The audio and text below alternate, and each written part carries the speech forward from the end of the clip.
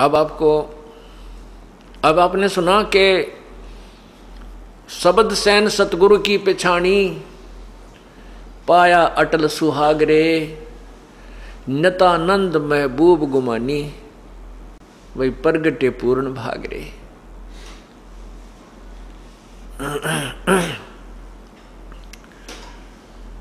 शब्द San, San माने संकेत, इशारा। सतगुरु का हमने संकेत समझा। सतगुरु जी क्या बताते हैं कि मानुष जन्म दुर्लभ है, भाई मिले न बारंबार, तरवर से पत्ता टूट गिरे वो बहुर न लगता डार। और परमात्मा पाने के लिए सभी बुराइयों को त्यागना पड़ता है। ये संकेत, ये जो ज्ञान आपको दिया जाता है, ये सतगुरु का ज्ञान समझकर जो प्राणी अपना जीवन बदल लेता है, अपना रास्ता बदल लेता है, बुराई त्याग देता है, भगवान का भजन करता है, वो सफल होता है। शब्द सैन सतगुरु की पहचानी, पाया अटल सुहाग रे। ओए होए, अटल सुहाग। अब आत्मा का पति परमात्मा है। वो परमात्मा कौन है? जैसा कि आपको परसों बताया था, कल के सत्संग में बताया था कि एक ब्रह्म है जो ज्योति निरंजन है, जिसको क्षर पुरुष भी कहते हैं। ये ब्रह्म जो है 21 ब्रह्मांड का मालिक है, स्वामी है। और इसके ब्रह्मा विष्णु महेश ज्योति निरंजन ब्रह्म के पुत्र हैं, और दुर्गा इनकी माता है, शेरा वाली। ब्रह्म से ऊपर एक परब्रह्म शक्ति है जो एक सातसंग ब्रह्मांड का मालिक है, स्वामी है। और परब्रह्म से ऊपर एक परम अक्षर ब्रह्म यानी पूर्ण परमात्मा सतपुरुष है, जो असंख्य ब्रह्मांडों का मालिक है, परमात्मा है। वो परमात्मा यानी सतपुरुष ही हम सभी आत्माओं का पति है, स्वामी है, मालिक है। जिसमें ये ब्रह्म भी आ गया, परब्रह्म भी, और ब्रह्मा विष्णु महेश वाली आत्माएं भी उसी परम पिता के, वो ही हम सब आत्माओं का पति है, स्वामी है। अब हम यहाँ आ गए हैं, यहाँ हम पति पत्नी बन गए हैं। अब यहाँ तो पति की मृत्यु होती है, पत्नी जो है विधवा हो जाती है, वह सुहागन नहीं रहती। परमात्मा कहते हैं इस आत्मा की शादी, आत्मा का विवाह परमात्मा से करवाया जाएगा, और सही भक्ति करके आप उस परम पिता के अपने मूल पति के पास चले जाओगे, फिर कभी विधवा नहीं होगे, तो कभी आपका सुहाग नहीं उजड़ेगा, सदा सुहागन हो जाओगी। तो आपको अटल सुहाग मिल जाएगा, सदा के लिए सुहागन बन जाओगी, अर्थात आपकी मृत्यु कभी नहीं होगी, और वो अमर पति मिल जाएगा जिसकी मृत्यु कभी नहीं होती। शब्द सैन सतगुरु की पहचानी, पाया अटल सुहागरे, नतानंद महबूब गुमानी। ओए होए, भाई प्रगटे पूर्ण भागरे।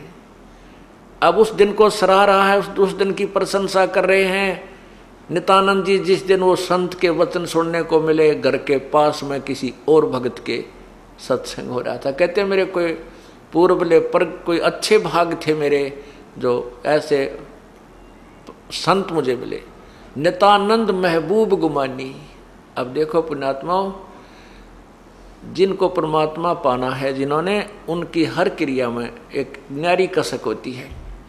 अब गुरुदेव को महबूब कह रहे हैं, महबूब गुमानी, गुमानी दास। महबूब का अर्थ क्या होता है? सबसे प्रिय व्यक्ति।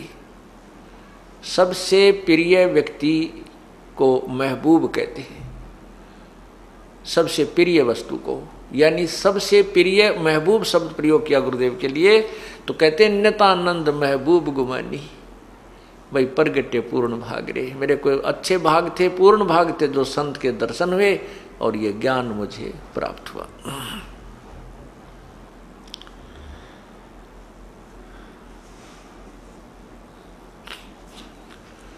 अब उस अविनाशी परमात्मा के विषय में आपको जानकारी दी जाएगी। वो परमात्मा कौन है, कैसा है, कहाँ रहता है, उसका नाम क्या है। उस परमात्मा का नाम कबीर देव है। कबीर देव, हम उसको कबीर प्रभु को बोल देते हैं, कबीर साहब बोल देते हैं। वेदों में उसको कबीर देव बोला। कबीर देव, कबीर देव कहो, हम उसको कबीर देव। देव माने भगवान, देव माने साहब। कबीर देव, कबीर भगवान, हम उसे अपनी एक लोकल भाषा में, लोकल लैंग्वेज में उनको कबीर कबीर कहने लगे। कबीर को वेदों में कबीर शब्द है। वैसे तो किसी भी शब्द, किसी भी अक्षर के शब्द के कितने ही बहुत से जो है ना अर्थ बन जाते हैं, लेकिन वो एक नाम भी होता है व्यक्ति विशेष का।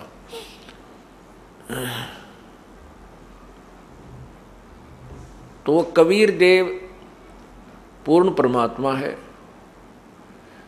उसी वह परमात्मा सतलोक में रहता है, और सतलोक से ऊपर 3 लोक और हैं, अलखलोक, अगमलोक, अनामी लोक, अकय लोक जिसे कहते हैं। अनामी कहो चाहे अकय कहो। वो परमात्मा ऊपर के सभी 4 लोकों पर कंट्रोल करता है, और नीचे के सभी ब्रह्मांडों पर भी उसी का आधिपत्य है। यहाँ का अलग से जो शासक हैं वो ब्रह्म और परब्रह्म हैं।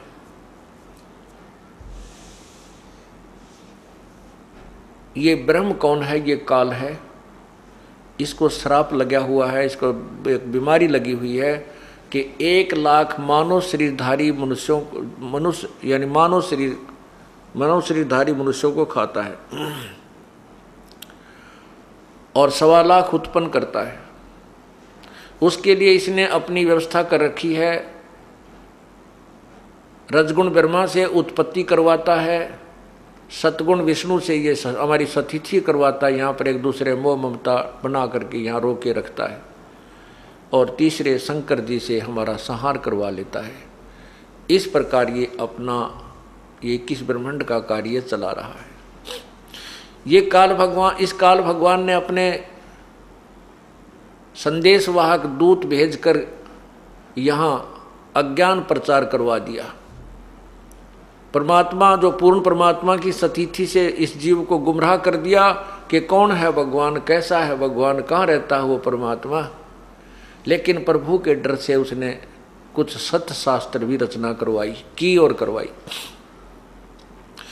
अब जैसे गीता और वेद सत्य शास्त्र हैं, शास्त्र तो सही लिख दिए और लिखवा दिए काल ने, लेकिन उसका ज्ञान अपने दूतों के द्वारा उसके विरुद्ध प्रचार करवा दिया। इन भोली जनता को, भोले प्राणियों को इन अज्ञानी संतों ऋषियों ने निराधार व्याख्याओं पर आधारित कर दिया। भगवान की सतिथि को गलत बता दिया, निराकार बता दिया। परमात्मा की भक्ति से कहते हैं प्रारब्ध का कर्म कटे नहीं, पाप नहीं कटते। इस प्रकार ये प्राणी नास्तिक होता चला गया, भक्ति से दूर होता चला जा रहा है और कष्ट पे कष्ट उठा रहा है। इस अज्ञान को हटाने के लिए, यथार्थ ज्ञान बताने के लिए वो परमात्मा स्वयं ही आता है। स्वयं ही वो एक संत का रोल करता है, भूमिका करता है। स्वयं एक भक्त की भूमिका करके दिखाता है कि भक्त कैसा होना चाहिए, उसमें कैसी सहनशीलता होनी चाहिए, उसके कैसी सिंपलिसिटी होनी चाहिए, और किस प्रकार उसका व्यवहार विचार उठना बैठना होना चाहिए। और तत्वदर्शी संत कैसा होता है, तत्वदर्शी संत के अंदर क्या गुण होते हैं, वो के ज्ञान बताता है। वो सब ज्ञान, वो तत्वदर्शी संत की भूमिका भी वो स्वयं ही करता है, और स्वयं ही वो स्वयं ही एक परमात्मा, एकम, वो अकेला भगवान है। वो परमात्मा इस काल के लोक में 4 युगों में आता है। सतयुग में सत्सुकृत नाम से प्रसिद्ध होता है, उसका उर्फ नाम वामदेव भी कहने लग जाते हैं उस समय के वर्तमान के ऋषिजन, क्योंकि जो ऋषि महर्षि सतयुग में ब्रह्मा जी से अधूरा ज्ञान ग्रहण करके प्रचार कर रहे होते हैं, और वेदों की आड़ लेते हैं। परमात्मा पूर्ण ब्रह्म आकर के उनको वेदों का ज्ञान भी स्वयं ही बताने की चेष्टा करता, लेकिन वो महर्षि, वो ऋषि अपनी प्रभुता की भूख में उस संत रूप में प्रकट परमात्मा की बात को नहीं मानते, ना जनता को मानने देते। उसके विपरीत वो सच्चा ज्ञान देता है। वो ज्ञान जो यथार्थ ज्ञान होता है, ऋषि महर्षियों के ज्ञान के विपरीत होता है, वो यथार्थ होता है। उल्टा ज्ञान तो होता है उन ऋषियों का, और वो उल्टा कहने लग जाते हैं भगवान को। तो कबीर परमात्मा जो सतयुग में आते हैं, सतसुकृत नाम से आते हैं, तो उनको वामदेव उल्टा ज्ञान प्रचार करने वाला कहने लग जाते हैं। वामदेव उर्फ नाम उसका निकाल लेते हैं व्यंग्यात्मक तरीके से। वही परमात्मा फिर त्रेता में आते हैं, उसमें मुनिंदर नाम रहता है। द्वापर में उनका नाम करुणा में रहता है, और कलयुग में उस परमात्मा की कबीर अपने यथार्थ नाम से प्रकट होता है। ये चारों युगों में प्रभु आते हैं।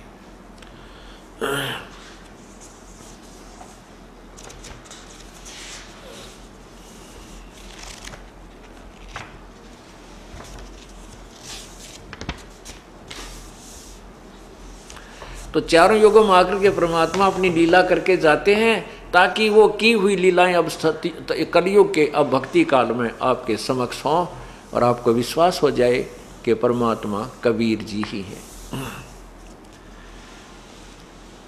सतयुग में सतसुकृत अवतारा, त्रेता नाम मुनिंदर मेरा, द्वापर में करुणा में कहाया, कलयुग में कबीर कह टेरा। चारों युग में हम पुकारे, कूक कहा हम हेल रे, हीरे माणिक मोती बरसे ये जग चुगता ढेल रे। क्या बताते हैं कि चारों युगों में हम पुकारे, चारों युगों में आकर हमने ये आवाज लगाई है कि जो ज्ञान तुम ग्रहण कर रहे हो ये गलत है। एक पूर्ण परमात्मा की भक्ति ना करके तुम एक लाल को छोड़कर, हीरे मोतियों को छोड़कर कौडियों की ये डले इकट्ठे कर रहे हो, ये जो साधना दूसरी कर रहे हो। चारों युग में हम पुकारे, कूक कहा हम हेल रे, ये तत्व ज्ञान रूपी हीरे मोती बरसे यो जग चुगता ढेल रे। ढेल माने डले, डले ढो रहा है। गीता जी अध्याय नंबर 7 के मंत्र 14, 15, 21 से 23 और अध्याय नंबर 9 के श्लोक 21 से 23 और 25 में स्पष्ट किया है कि जो एक परमात्मा की भक्ति छोड़कर अन्य देवताओं की साधना वो भक्ति करते हैं, वो मूर्ख लोग हैं। और यही प्रमाण परमात्मा दे रहे हैं कबीर जी कि हम चारों युगों में आते हैं। कूक कूक कहा हम हेल रे, हमने आवाज लगा लगा कर जनता को समझाया और सच्चे ज्ञान रूपी हीरे मोती बरस रहे हैं। और सच्ची भक्ति ना करके ये लोग डले ढो रहे हैं, अन्य साधना अन्य देवताओं की पूजा कर रहे हैं। फिर क्या बताते हैं, सतयुग में मनु समझाया, कालवश रहा नहीं मार्ग पाया, उल्टा दोष मोहे लगाया, वामदेव मेरा नाम धराया। परमात्मा आकर अपनी महिमा बताते हैं कि उल्टा दोष मेरे पर लगा दिया और मेरा वामदेव नाम रख दिया। सतयुग में मनु समझाया, मनु जी को परमात्मा आकर मिले। उसने सोचा ये मनु जी बहुत प्रसिद्ध हैं और यदि ये मान जाएंगे तो सारे समाज को, भगत को, मनुष्यों को ये समझा देंगे। लेकिन ये मान बड़ा इस जीव को परमात्मा के निकट नहीं आने देती। अब मनु जी की महिमा हो रही थी, सब ऋषि जन उनका आदर करते थे। अब मनु जी भगवान की वाणी को नहीं माना, उल्टा उन्हीं को दोष दिया। सतयुग में मनु समझाया, काल वश रहा नहीं मार्ग पाया, उल्टा दोष मोहे पर लगाया, वामदेव मेरा नाम धराया। सत्सुकृत कम कहते थे, वामदेव ज्यादा कहने लगे। त्रेता त्रेता में नर नील चिताया, लंका में चंद्र विजय समझाया।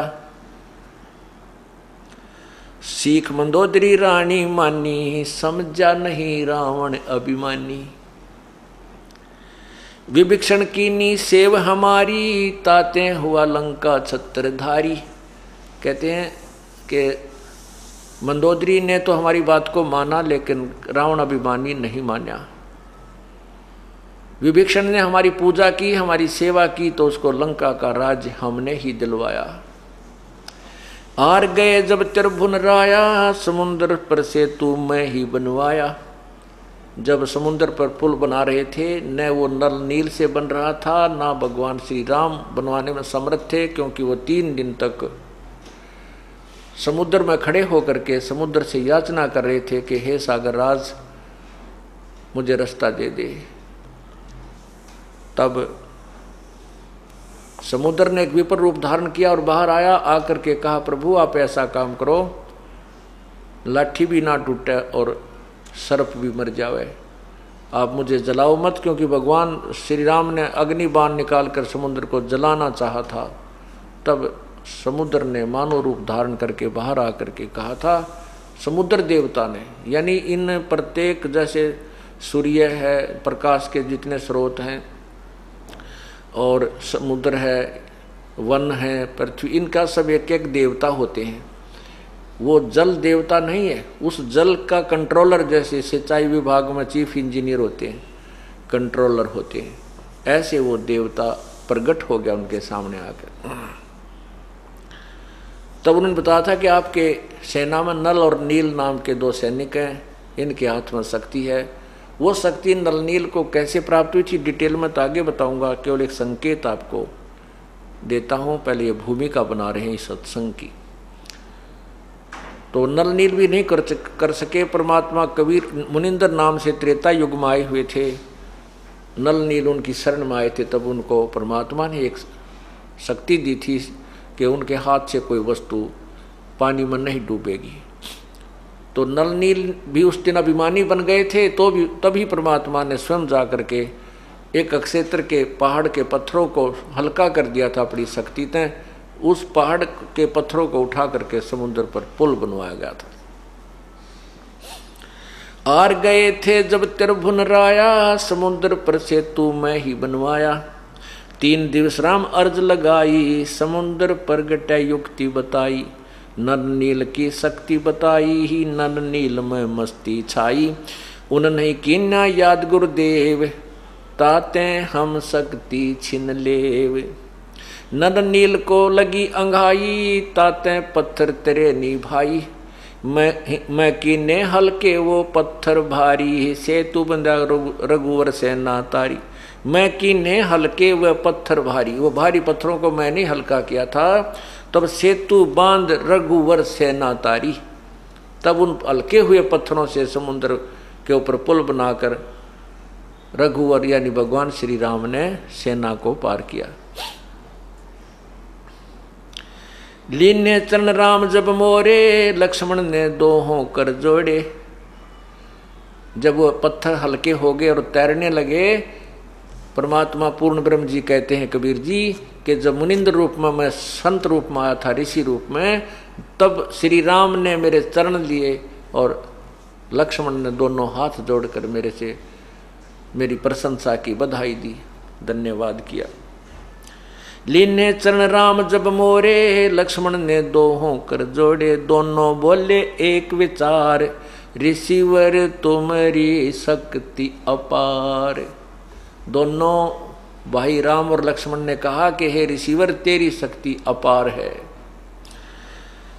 दोनों बोले एक विचार, ऋषिवर तुम्हारी शक्ति अपार। हनुमान नतमस्तक होया, अंगद सुग्रीव ने मान्या लोहा। कहते हनुमान जी भी नतमस्तक होए जब ऐसी लीला देखी।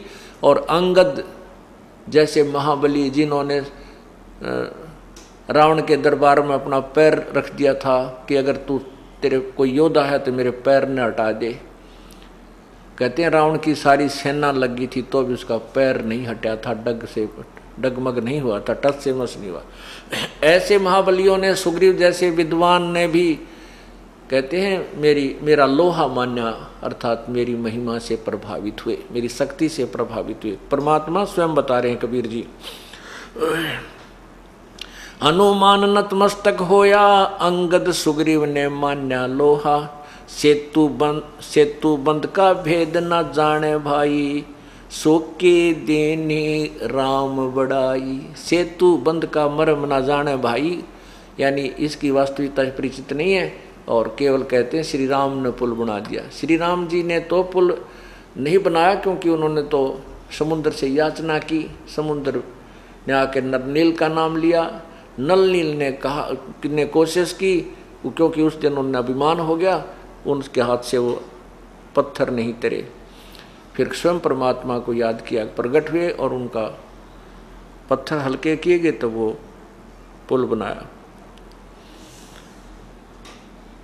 रामचंद्र कह कोई शक्ति नारी, जिन ये रची सृष्टि सारी। रामचंद्र जी तो खुद कहते हैं वो परमात्मा कोई और है जिसने सब ब्रह्मांडों को रचा है।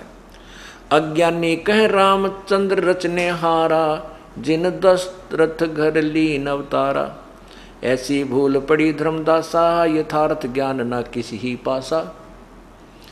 ऐसी भूल पड़ी धर्मदासा, कबीर परमेश्वर ने धर्मदास नाम के अपने एक भक्त को ये सब बताई। ऐसी भूल पड़ी धर्मदासा, यथार्थ ज्ञान ना किसी ही पासा। सच्चा ज्ञान तो किसी के पास नहीं है।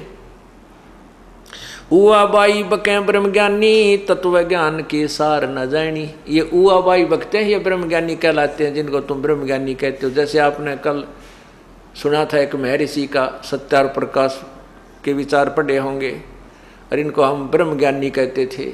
उआ बाई बके ब्रह्म ज्ञानी, तत्व ज्ञान की सार न जानी। द्वापर पांडव यज्ञ पूर्ण कीनी, होगी थी सबकी हीनी।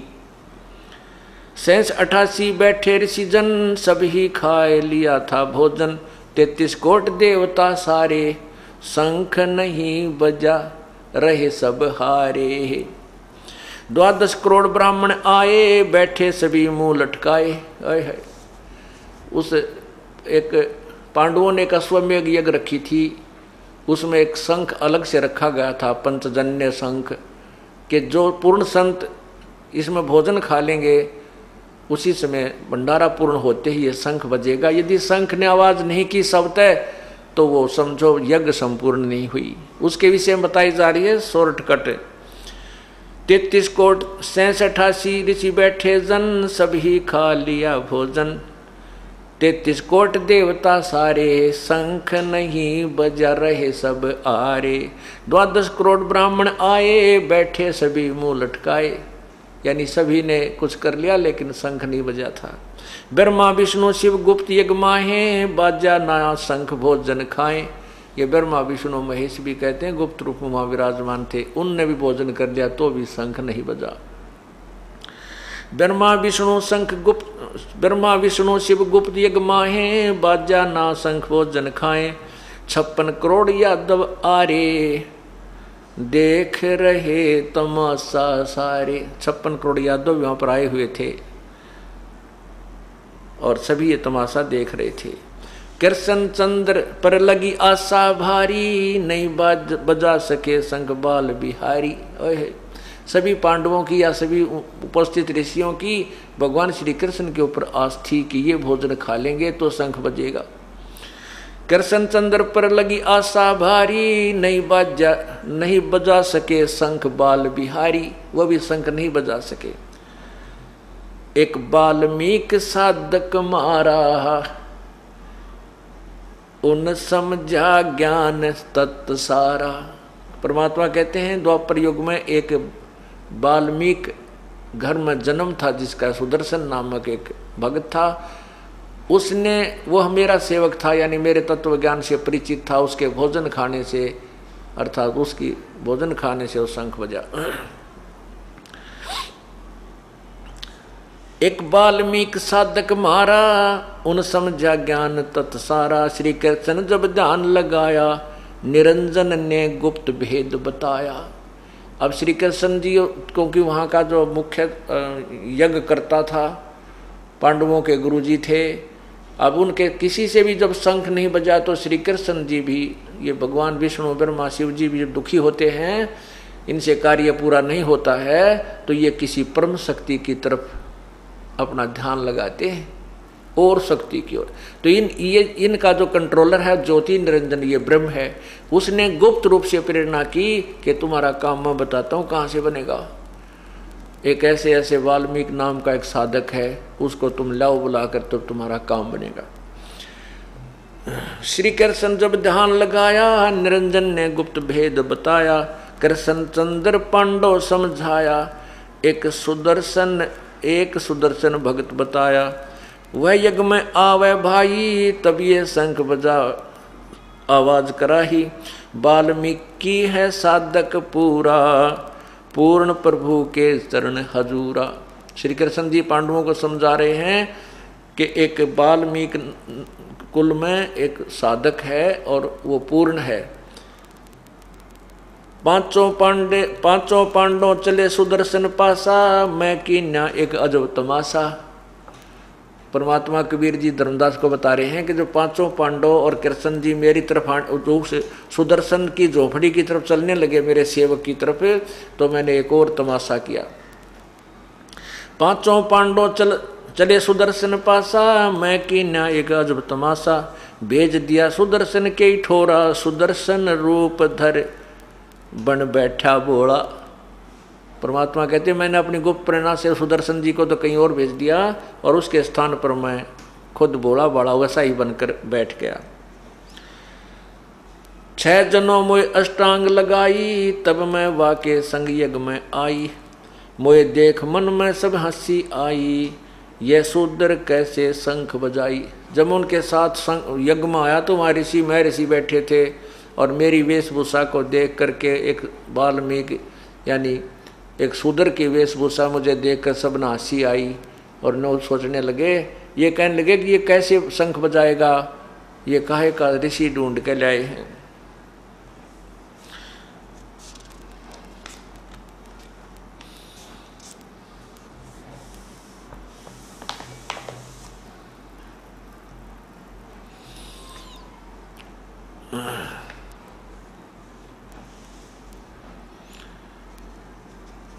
अब परमात्मा, ये तो एक कहानी है कि परमात्मा आए फिर उनका यज्ञ संपूर्ण हुआ, ये आगे बताएंगे आपको। अब आपको बताते हैं कि परमात्मा चारों युगों में आते हैं। सतयुग में सत्सुकृत नाम से आए थे, वो आपको बता दिया कि उस समय बहुत ही कम भक्तों ने नाम उपदेश लिया, लेकिन परमात्मा ने अपना ज्ञान का प्रचार पूरा किया और अपनी सतिथि वहाँ पर पूरी दृढ़ बनाई। उसके बाद त्रेता युग में जब मुनिंदर रूप में परमात्मा आए, ये नल और नील ये दोनों आपस में मौसी के बेटे थे, अर्थात इनकी माता सगी बहन थी। इनका माता पिता कि दोनों के ही शरीर त्याग गए थे छोटी ही उम्र में, और ये मानसिक और रोग से जो न पीड़ित थे। इनके ऊपर 3 ताप का कष्ट था। इन्होंने अपने कष्ट निवारण के लिए तत्कालीन सभी ऋषियों महर्षियों के पास अपना उपचार, अपना भक्ति मार्ग से, भक्ति विधि से, आध्यात्मिक तरीके से उपचार करवाया। वेदों से भी औषधियां खाई, कोई भी काम नहीं आई। सभी ऋषि महर्षियों ने अपनी विधि बताई, बेटा ऐसे कर लो, ऐसा कर लो। उन्होंने जब सब कुछ कर लिया, सब जंतर मंत्र किए, सब जो उन्होंने जाप बताया था जाप किया, जो धर्म बताया था वो धर्म किया, वो पुण्य किया, साधना की, अनुष्ठान किए, लेकिन फिर भी उनको कोई राहत नहीं मिली। तब ऋषि महर्षियों ने जिनके पास वो जाते थे उनको बताया, बेटा ये तुम्हारे प्रारब्ध का कष्ट है, ये तो भगवान ने तुम्हारे भाग्य में लिखा है, और भाग्य के लिखे को हम कोई भी नहीं मिटा सकता, विधाता के लिखे को कोई नहीं मिटा सकता। आप परमात्मा की भक्ति करते रहो, आपका भविष्य का जीवन अच्छा बनेगा। पुण्यात्माओं, तत्व ज्ञान का और इस लोक वेद का इतना ही अंतर है। तत्व ज्ञान में यह बताया जाता है कि परमात्मा की, पूर्ण परमात्मा की भक्ति से सर्व रोग और सर्व ताप खत्म हो जाते हैं। प्रारब्ध में लिखा हुआ कर्म, पाप कर्म भी कट जाता है, समाप्त हो जाता है। और लोक वेद के आधार से ये संत ऋषि जन बताते हैं कि किया हुआ कर्म तो भोगना ही पड़ता है। ये तब तक भोगना पड़ता है जब तक उसको कोई कष्ट निवारक संत ना मिले, तत्वदर्शी संत नहीं मिलता।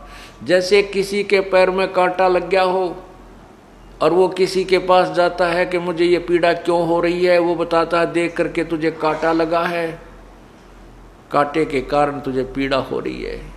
और वो कहे कि कांटा तो मैं निकाल नहीं सकता, ये तो तेरे लगा ही रहेगा, तू ऐसे कर ये जूते पहन ले, तुझे भविष्य में कांटा नहीं लगेगा। जूता, कांटा लगे पैर में, जूता पहना नहीं जा सकता। वो तो जूता निकले और फिर जूता, वो कांटा निकले फिर जूता पहने, इस डर से है भगवान कहीं फिर कांटा ना लग जाए। अब आपके ऊपर कोई आपत्ति आई है, आपके कोई टेंशन बनी है। टेंशन किस कारण से बनी है? कोई आपको ऐसी पीड़ा सता रही है, कोई घर में दुख है, कोई व्यवसाय में हानि है, या कोई बालक बीमार है, या स्वयं को कोई पीड़ा है, तो वो उसके कारण आपकी टेंशन बनी है, आपको पीड़ा बनी है।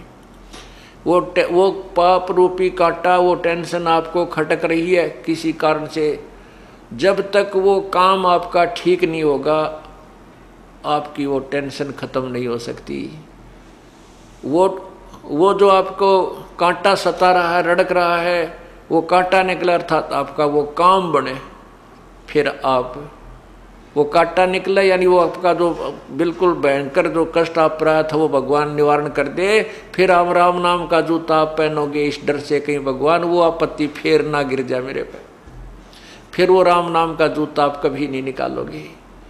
आप रास्ते में जा रहे हो और आपका कांटा लग जा, तो फिर आपका कांटा निकालने के बाद जूता पहनोगे, आप फिर सारे रास्ते जूता नहीं निकालोगे कहीं फिर वो कांटा ना लग जा। इसी प्रकार इस जीवन के सफर में हम चल रहे हैं, हमें पाप रूपी कांटे लगे हुए हैं, और ये कांटे नहीं निकलेंगे तब तक हम राम नाम का जूता भी नहीं पहन सकते, क्योंकि वह टेंशन पहनने ना दे। वो जूता जो कांटा लगा है, वो जूते को पहनने ही नहीं देगा, वो तो निकाल कर ही कुछ राहत महसूस करता है। बल्कि ठीक इसी प्रकार परमात्मा पहले आपके वो कांटे निकालेगा जो आपके ऊपर आपत्ति आई हुई है, और फिर आप इस राम नाम के जूते ने इतने दृढ़ता से पहनोगे जैसे छोटे छोटे बच्चे भी, बहन भी, भाई भी, बेटी भी, बुजुर्ग भी आते ही कहते हैं जी मेरा नाम तो नहीं टूट गया। यानी इतना डर लग रहा है कि कहीं ये राम नाम का जूता फिर निकल जाए, कांटे लग जाए, वही पाप जो पहले दुखी करा करते। तो इस प्रकार हमने अपनी इस भक्ति मार्ग को आगे बढ़ाना है। और तत्व ज्ञान में और इस लोक वेद में बहुत अंतर है। लोक वेद तो आप सुन ही रहे थे, महर्षियों की, ऋषियों की, वर्तमान के जितने भी संत हैं या पहले के जितने भी, एक कबीर परमात्मा को छोड़ के और वेदों और गीता जी के ज्ञान के अतिरिक्त अन्य जितने भी अपने हिंदू समाज के अंदर प्रचलित संतों ऋषियों की थ्योरी के अपनी बनाई हुई पुस्तकें हैं या उनका ज्ञान है, उनने देख लो उठाकर, सब में ये भरा हुआ है कि कराया हुआ कर्म तब भोगना पड़ेगा, प्रारब्ध तो कट ही नहीं सकता। और परमात्मा कहते हैं और वेद बताते हैं कि वो पूर्ण परमात्मा अधर्म के अधर्म यानी घोर पाप को भी, अंश से अंश को भी खत्म कर देता है, नष्ट कर देता है, नाश कर देता है, क्षमा कर देता है। तो इसलिए तो भगवान के नाम की, भगवान की भक्ति में रुचि बनती है। और भगवान कुछ भी ना करे, ना पाप काटे, ना कोई निर्धन धनी बनावे, ना दुख दूर करे, फिर कौन भजन करे भगवान का? आवश्यकता ही समाप्त हो जाती है भक्ति की। इसलिए समाज नास्तिक हो गया, क्योंकि इनको यथार्थ भक्ति मार्ग नहीं मिला और जो साधना ये करते थे उनसे लाभ नहीं हुआ। आखिर में गुटी सूटी ला के अपना गम बुलाने लागे, उससे और दूने निर्धन हो गए और विकार घने बन गए, आपस में लड़ाई झगड़े बढ़ गए। परमात्मा की दया से जब आपके घर में सुख होगा, आपका माइंड बिल्कुल बैलेंस रहेगा, झगड़ा भी कम होगा, कोई गाली भी दे जाए तो भी सहन करोगे। और जब टेंशन बनी होती है, कोई बालक भी बोल पड़ा, उठ कर दो मारो उसके, बेटा रेख लो है, वो दूना झगड़ा बढ़ता है। कारण क्या है कि उसका बीपी जो है अप डाउन होता रहता है। और जब परमात्मा मिल जाएगा, भक्ति करेंगे, सारे दुख दूर हो जाएंगे, ये बीपी भी ठीक हो जाएगा और आधे झगड़े करके आप पे मिट जाएंगे। फिर परमात्मा की भक्ति का और शक्ति का वहाँ पर आपके घर में निवास हो जाएगा, तो फिर भी आपको एक अजीब शांति और मिलेगी। तो इसी प्रकार उस नल और नील ने सभी ऋषियों महर्षियों के पास जाकर के ये सुन लिया था कि ये तुम्हारे प्रारब्ध का कर्म है, तुम्हें भोगना ही पड़ेगा। नल और नील केवल मृत्यु की इंतजार कर रहे थे कि कब वो दिन आवे, हमारा यहाँ से झंझट मिटे, ये रोग तो बहुत सता रहा है। परमात्मा दया करते हैं, मुनिंद्र रूप में प्रकट वो पूर्ण ब्रह्म, मुनिंद्र ऋषि के रूप में प्रकट वो पूर्ण ब्रह्म परमात्मा कबीर देव एक दरिया के किनारे सत्संग कर रहे थे। वहाँ पर भक्तजन आते थे, श्रोता आते थे, सुनते थे, कुछ उनके निजी भक्त भी वहाँ आते थे, सुनते थे। एक दिन सौभाग्य प्राप्त हो गया नल और नील को भी उस परमपिता के दरबार में जाने का। नल और नील को ये विश्वास नहीं था कि तुम स्वस्थ हो जाओगे, लेकिन दुनिया जाति देख रही थी, औरों के मुख से सुन रहे थे, बड़े महापुरुष आए हैं, बड़े दुख दूर करते हैं, लेकिन नल नील को विश्वास कतई नहीं था। फिर भी सोचा चल टाइम तो पास करना, 2 घड़ी वहाँ बैठ आते हैं चल के। अब जो ही नल नील वहाँ सामने आए, उस अक्षेत्र में आते उनको कुछ राहत मिलने लगी, और जो ही परमात्मा के चरण छुए उन्होंने आकर के, और परमात्मा ने दोनों के हाथ सिर पे हाथ रखा, हाथ रखते उनका सर्व रोग समाप्त हो गया। अब नल नील को ऐसे लग रहा है जैसे तुम्हारे शरीर में कोई रोग था ही नहीं। इतना चमत्कार देखकर, ऐसी लीला देख करके दोनों के दोनों चरणों में गिर गए, बहुत फूट फूट कर रोने लगे। हे परमात्मा, तुम आप कहाँ छुपे थे? हे महाराज जी, हे ऋषि महाराज, हे ऋषि जी आप कहाँ थे? हम तो बिल्कुल हार चुके थे, थक चुके थे, हमने तो सोच लिया था कि अब तो ये हमारे कष्ट का निवारण मृत्यु के साथ ही होगा। सारी कहानी बताई कि हे ऋषिवर, हमने सभी ऋषियों से, महापुरुषों से उपदेश भी लिया, उनके द्वारा बताई विधि का भी प्रयोग किया, साधनाएं भी की, लेकिन हमारा कोई कष्ट दूर नहीं हुआ था। आज आपके आशीर्वाद मात्र से हम स्वस्थ हो गए प्रभु। तो परमात्मा ने कहा, बेटा आप सत्संग सुनो, बैठकर उपदेश ले लो। ये तो आपको, ये तो कांटा निकाला है मैंने, और ये सफ़र अभी लंबा, इसमें और भी कांटे लग सकते हैं, इसलिए जो जूता हम देंगे ये ISI मार्ग का, इसने पहन के देखो जब कांटे लग जाते। अर्थात ये पूरा सुरक्षा कवच आपको दिया जाएगा पूर्ण परमात्मा की साधना का। नल नील ने सत्संग सुना और परमात्मा का उपदेश ले लिया, उनको गुरु बना लिया। अब गुरु बना लिया उनका, तो उनको तो इतना दृढ़ विश्वास हो गया कि हमारा जीवन दान ही प्रभु ने दिया है।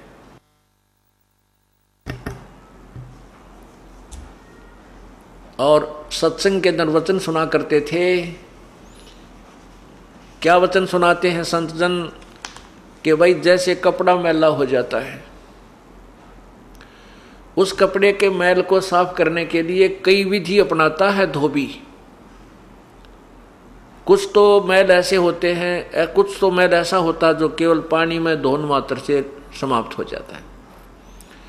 कुछ ऐसा मैल होता है उसको साबुन ही लगा करके नष्ट किया जा सकता है। कुछ ऐसे दाग होते हैं जो ड्राई क्लीन से होते हैं। ठीक इसी प्रकार हमारी आत्मा जो अंतःकरण रूपी कपड़ा बहुत युगों से मैला हो चुका है, इस मैल को यानी पाप कर्मों को नष्ट करने की विधि कई प्रकार की अपनानी पड़ेंगी।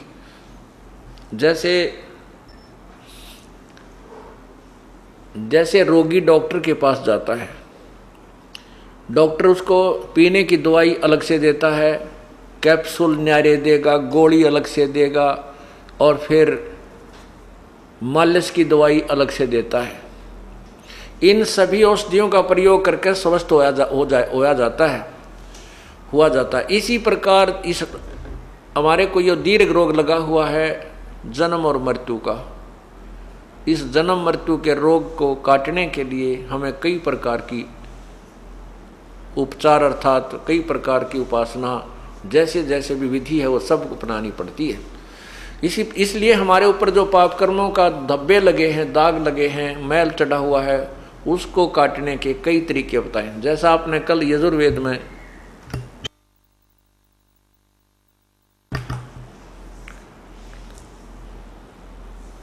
पढ़ा के दान देने वाले के पाप को परमात्मा नष्ट कर देता है।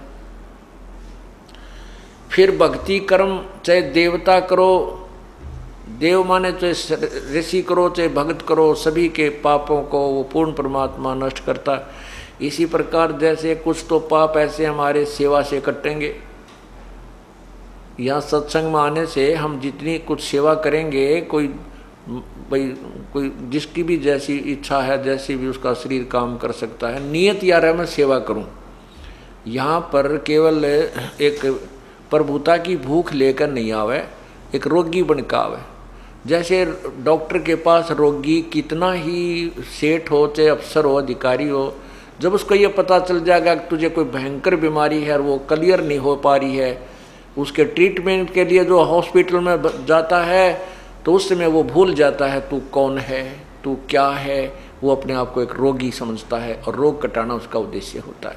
डॉक्टर के पास उसके नखरे नहीं होते। जहाँ डॉक्टर कहता लेट जा वो लेट जाता है, वो कहता वहाँ जाइए रिपोर्ट लेकर वो चल पड़ता है, वहाँ बैठ जाइए वहाँ इंतजार करता है।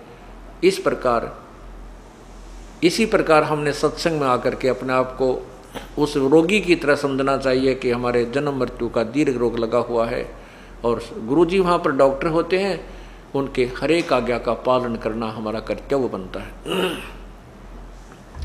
तो यहाँ पर आओगे तो सेवा करने की नीत हो। जैसे कोई कुछ भी काम चल रहा है, क्योंकि यहाँ पर कहीं शेड लग रहा है कि तो चिनाई हो रही है या कोई खाने पीने का व्यवस्था है या बस ये टाट बिछाने हैं, तो एक भक्त टाट बिछाने लग रहा है तो आपकी नीयत हो उठ कर मैं भी मदद करूं। अगर वो ज़्यादा हो जाते हैं, नीयत आपकी रहे कि मैं करूं। अगर आपका समय नहीं मिलता है, आपको नहीं और भक्त काफ़ी कर रहे हैं, आप चेष्टा भी करते हो करने की, नहीं भी अवसर मिलता है, आपकी नीयत है सेवा करने की, तो आपकी वो सेवा परमात्मा के चरणों में गिनती हो जाएगी कि इसकी नीयत है करने की, तो आपकी सेवा ही काउंट हो जाएगी। वो सेवा में ही आपका वो लिखा जाता है कर्म।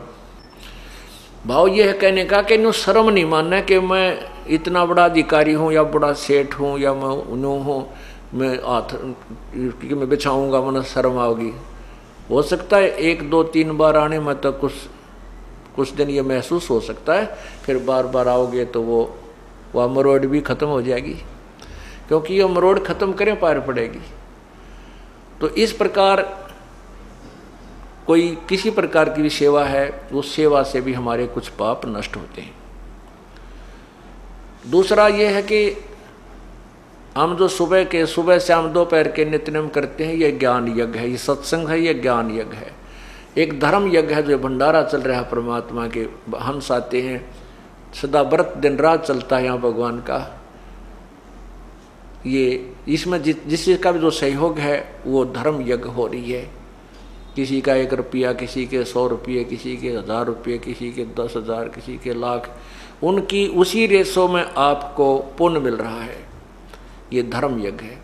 एक यहाँ पर हवन यज्ञ चल रही है, जो हमने ज्योति जगा रखी है। जितने पाठ चलते हैं प्रत्येक की एक ज्योति जगाते हैं। एक ज्योति में लगभग 3 दिन के अंदर 1 किलो घी, 750 ग्राम घी, अच्छी मोटी ज्योति बन जाता है 1.25 किलो घी भी लग जाता है। अब ये तो 5 दिन चलेगा। तो इस प्रकार ये हवन यज्ञ हो रहा है। इस 5 दिन के अंदर लगभग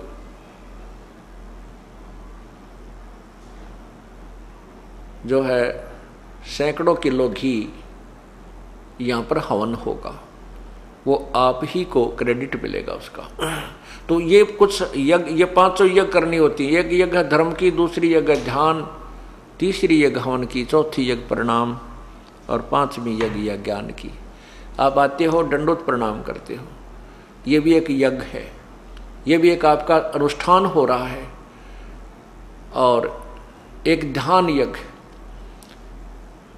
आप 2-3 दिन, 1 हफ्ता पहले अपने काम को आगे पीछे करने की जो है ना चिंता करते हो कि सत्संग में जाना है, सत्संग में जाना, ये ध्यान आपका वहाँ से शुरू होगा, ध्यान यज्ञ।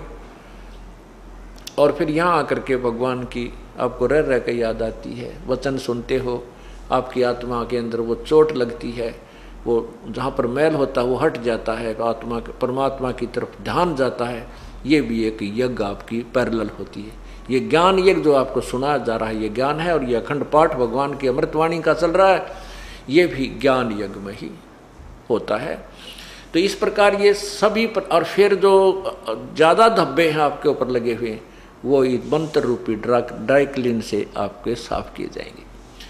जब ही सतनाम हृदय धरो भयो पाप को नासे, मानो चिनगारी अग्नि की पड़े पुराने घासे।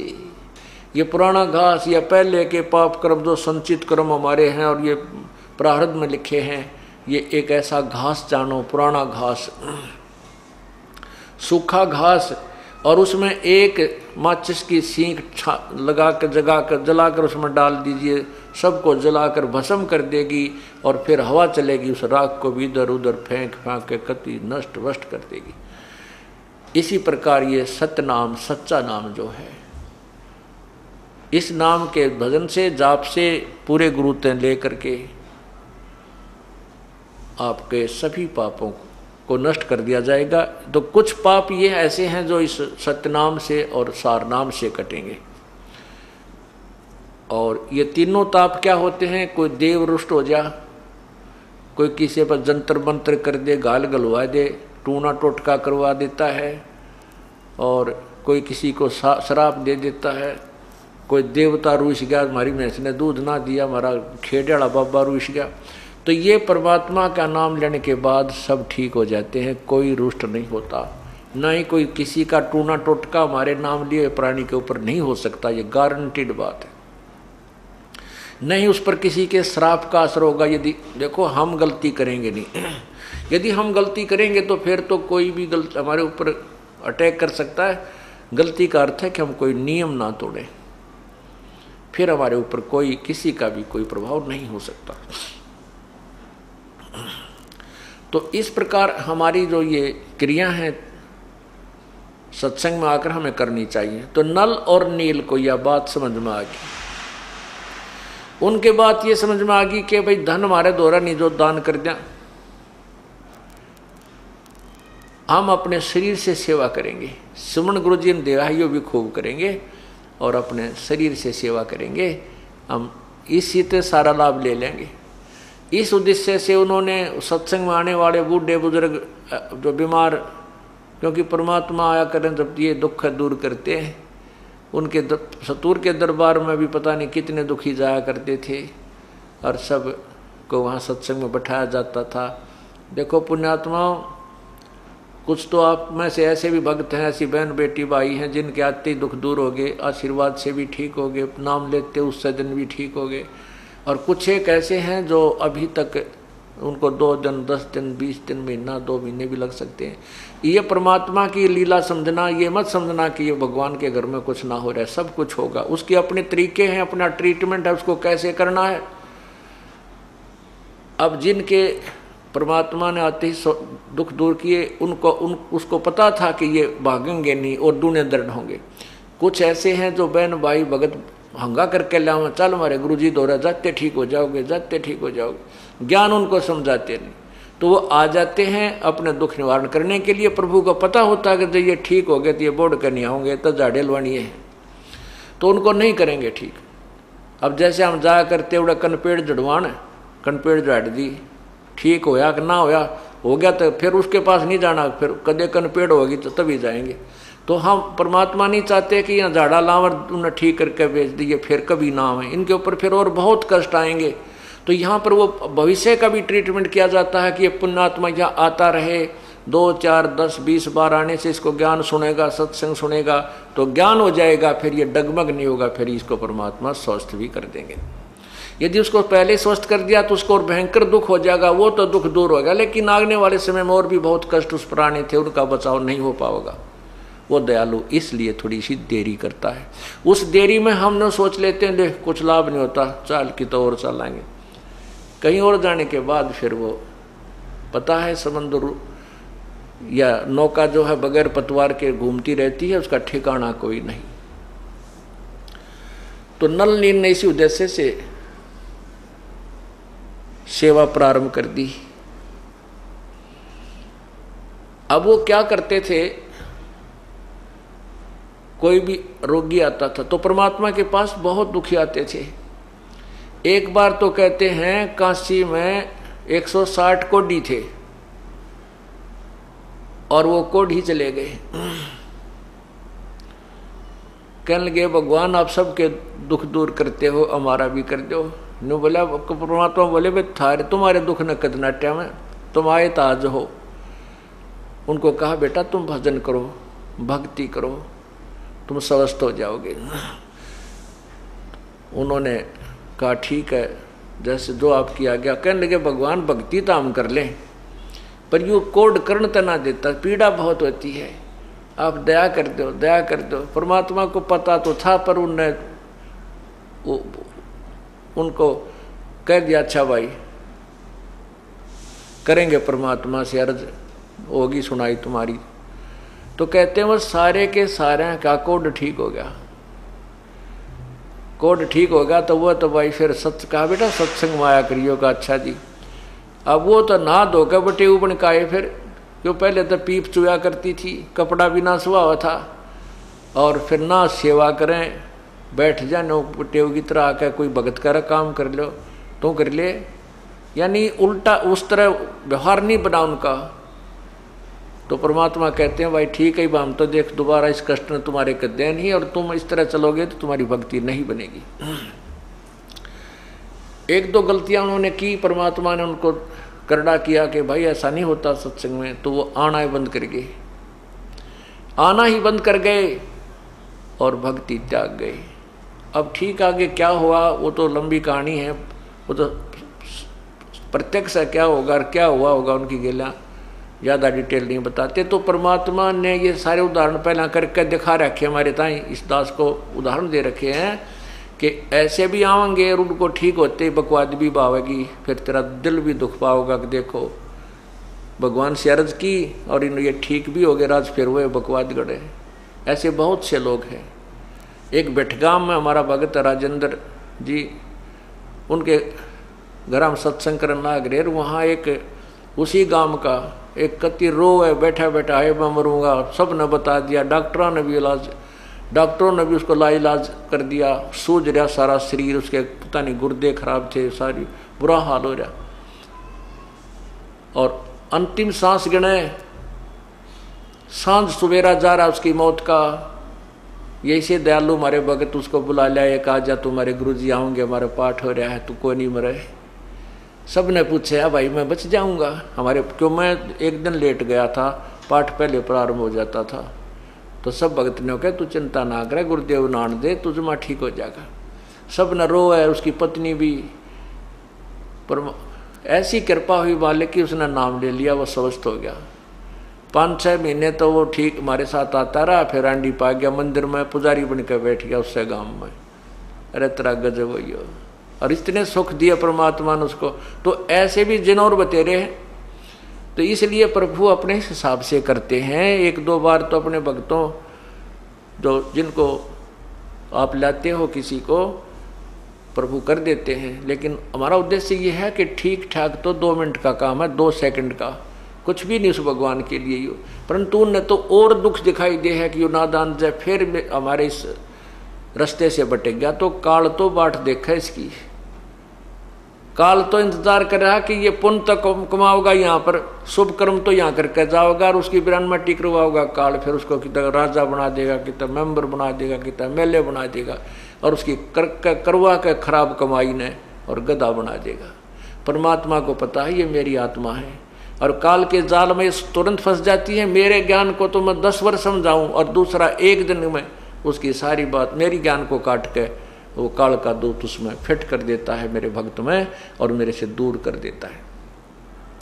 अंत कोट बाजी जहां हम रचे सकल ब्रह्मंडे, कहे कबीर मैं के करूं ये काल करे जीव खंडे।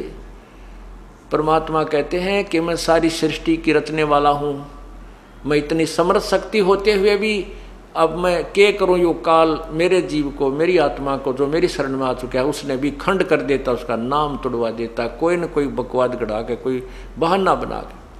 अनंत कोट बाजी जहां हम रचे सकल ब्रह्मांड। गरीबदास जी बताते हैं, कबीर जी यूं कहते हैं, कह कबीर मैं क्या करूं यू काल करे जीव खंड। यू काल जो है हमारे जीव को खंड कर देता है, यानी तोड़ देता है, उसको अपने पाले में ले जाता है।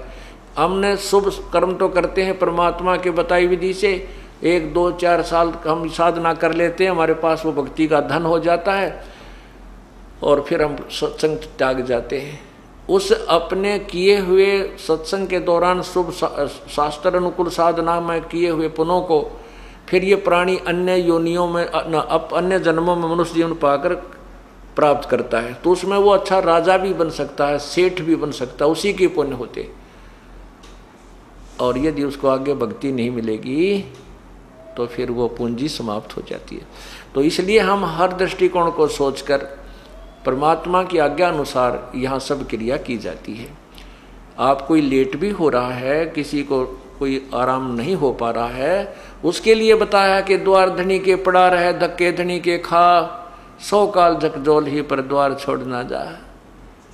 राम नाम रटते रहो, राम नाम रटते रहो, जब तक घट में प्राणे, कदे तदीन दयाल के बनक पड़ेगी कानी। कभी तो उस दीन दयाल के यानी परमात्मा कभी तो सुनेगा जरूर आपकी। और यही भगवान है जो सुनने वाला, और कोई सुन भी नहीं सकता।